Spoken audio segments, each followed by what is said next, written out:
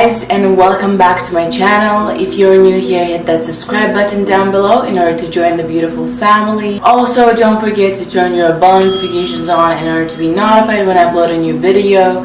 Today we're talking about the topic that everyone wants to talk about. Literally, this is probably the most popular and researched topic in the area of the law of attraction except for money, and it's love. Today we're talking about how to attract a significant other, how to attract a soulmate, how to attract a boyfriend, a girlfriend, a partner, whatever it is you want to call it, how to attract some romance into your life. First and foremost, I just want to be real with you, and I want you to be real with yourself. Ask yourself if you're ready to have a significant other. Ask yourself if you're ready to have a partner, because you might be wanting to attract the love of your life, but maybe you're not ready. What I mean by this is ask yourself whether you are in the right state emotionally, mentally, spiritually, to even know the kind of a person that you would like to know. Because if you are going through some hard times emotionally, mentally, and spiritually, if you are challenged, if it's just a rough patch of your life right now, maybe it's not the best time to concentrate to attract the love of your life. Because you attract what you are. And if you're trying to attract the love of your life, what you're going to attract is an abusive or an unhealthy relationship, because you're not where you're supposed to be. Your cup has to be full first before you're able to attract a significant other who is really good for you, who is really right for your soul. From this comes the notion that I don't understand, like, why my building is so fucking loud.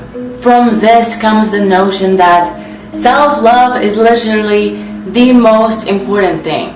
When I tell you, you need to focus on self-love, like, even if you think you love yourself enough, you need to add a little more, and a little more, because there's never enough self-love for you. And I don't mean for you to be cocky or arrogant, I mean for you to truly, truly love who you are, to love your imperfections and to be working towards where you want to be, to love the progress that you've made, to love all the mistakes that you've made because they've made you the person that you are today, to love yourself inside out.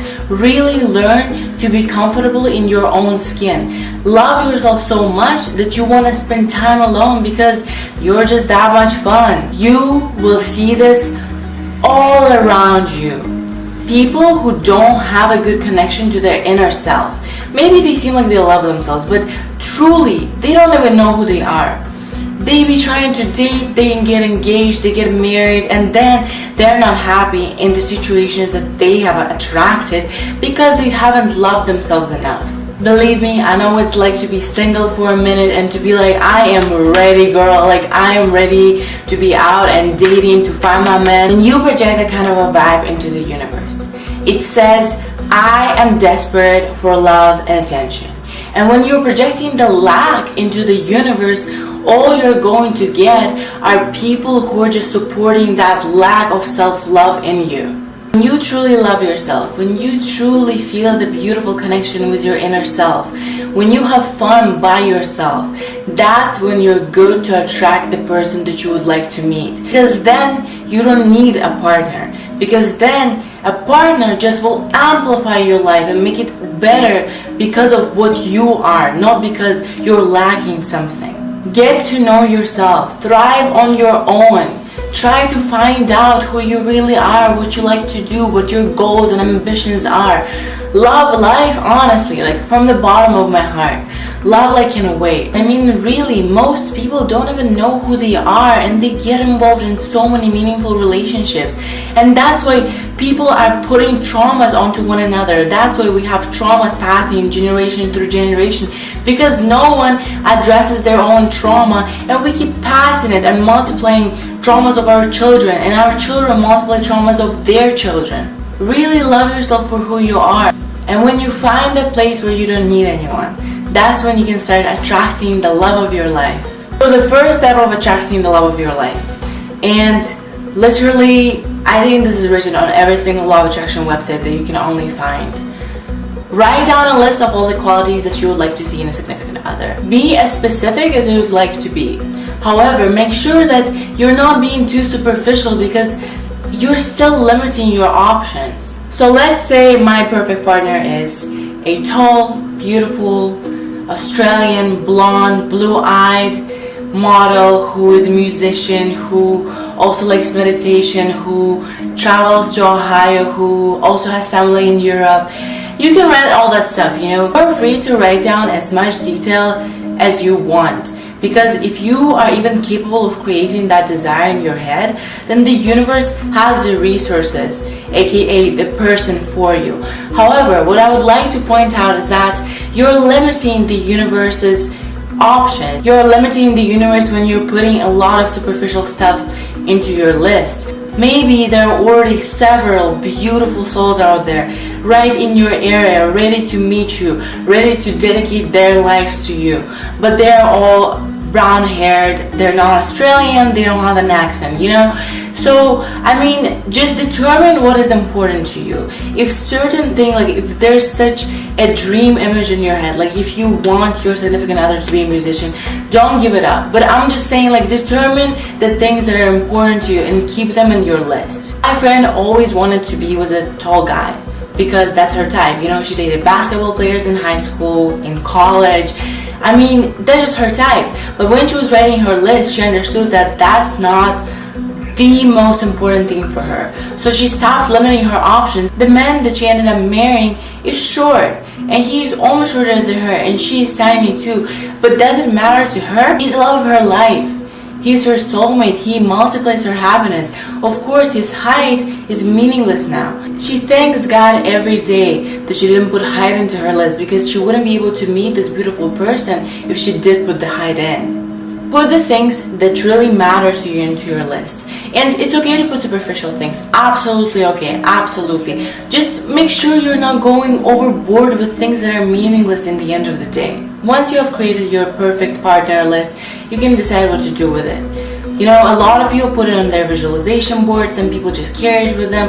I know a person who has kind of made a super tiny version of her list and folded it, and she carries it inside her necklace. I know another person who has burned her list because it helped her let go of that desire into the universe. Whatever the mechanism that you would like to pursue it. The next thing you need to know about attracting the love of your life is that you need to embody the qualities that you would like to see in your significant other.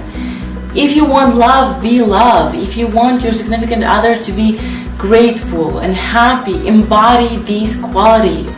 Walk around and just be that person, because you attract what you are. The next one is really important, and let's just say that I'm still learning it. You need to free room in your life for your significant other. Physically, emotionally, mentally, spiritually, there needs to be room for your person to appear. If there's no room, your person is not going to go in. This means you need to observe your language, your behavior, everything about your physical surrounding, the people that you hang out with. You need to observe everything and decide whether you're open to a relationship. If you're constantly bitching about not having a significant other, you need to cut it out of your vocabulary, because this vocabulary does not allow for room for your partner to appear. You're literally contradicting what you're doing. You're trying to attract the love of your life, and you're complaining that you don't have it. If in your head, if you had a significant other, then you would dress up and go out more.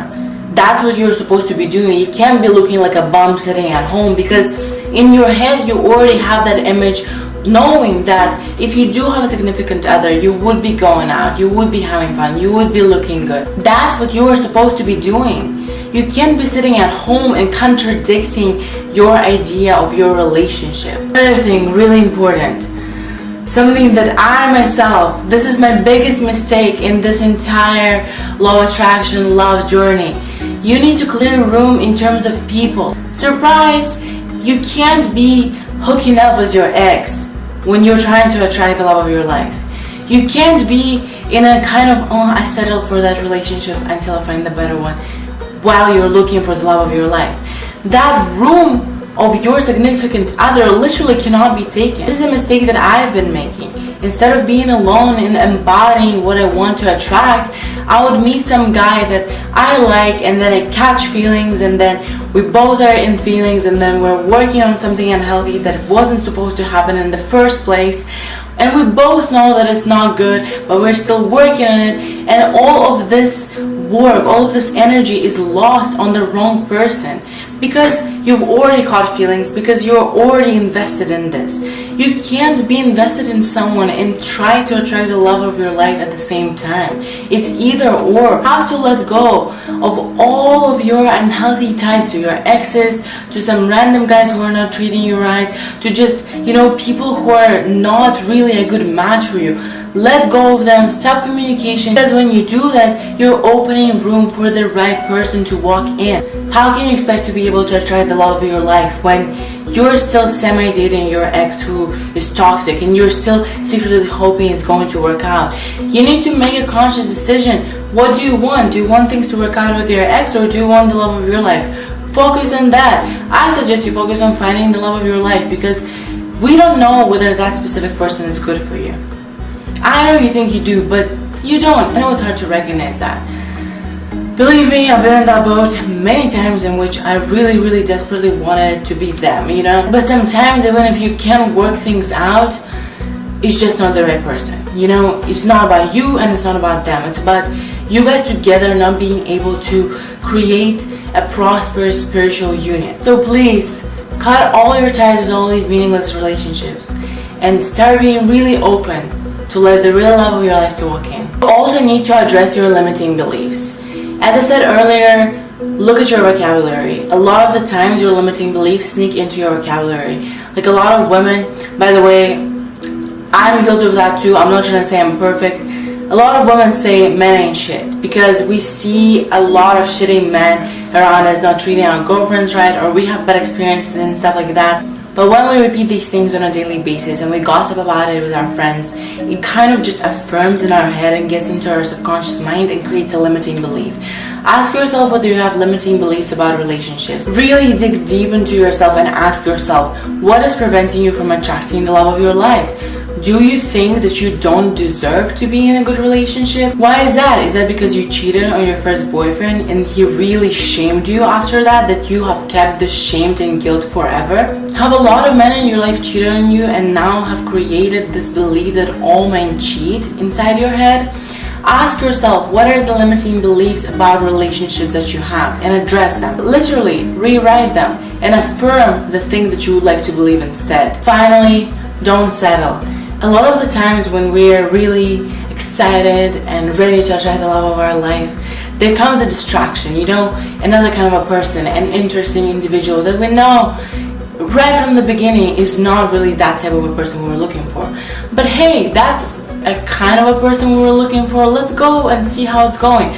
Please don't do that. Don't settle for something that you haven't asked for, because you're just setting yourself for trouble. Again, you're closing that room for your person to appear. If you know that that person doesn't fit your image of your significant other, don't go for it. That's just a distraction. There's a saying that kind of circulates in the spiritual community, and it says, right before you're ready to receive your grandest wish, your biggest desire that you've been really manifesting, really working on for the longest time, it seems, the universe throws a distraction at you to see if you really, really want it. If you take the distraction, you need to go into that cycle again, because you haven't learned your lesson. You haven't learned anything from this manifestation process. I don't know if I believe in this, but I think it's kind of a cool way of thinking about it. Don't allow distractions or things that are semi-good to allow you from preventing what you've wanted your entire life. I think this is it for me for today. I really hope this video brings some love into your life. Thank you guys so much for watching. Namaste.